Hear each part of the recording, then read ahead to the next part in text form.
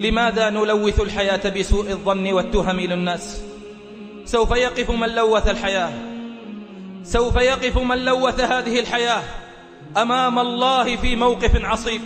روى أحمد وأبو داود أن النبي صلى الله عليه وسلم قال: من رمى مسلما بشيء يريد شينه، من رمى مسلما بشيء يريد شينه به حبسه الله على جسر جهنم حتى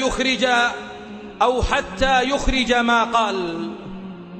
وروى الطبراني بإسناد جيد عن أبي الدرداء: من ذكر امرأ بشيء ليس فيه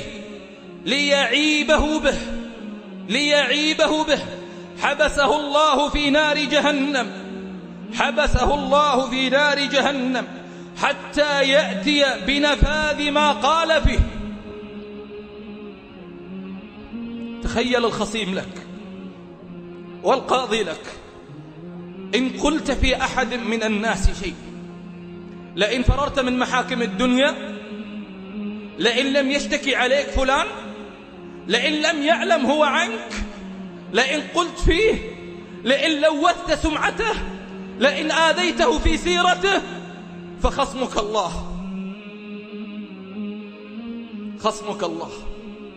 اسمع هذا الحديث الذي صححه الألباني عن ابن عمر رضي الله عنهما أن النبي صلى الله عليه وسلم قال: من قال في مؤمن ما ليس فيه، من قال في مؤمن ما ليس فيه حبس في ردغة الخبال حتى يأتي بالمخرج مما قال، حتى يثبت.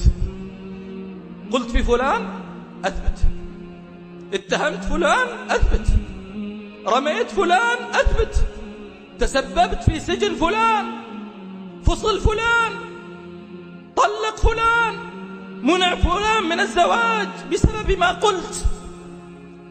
ما قلت. قف بين يدي الله وأجب على هذا.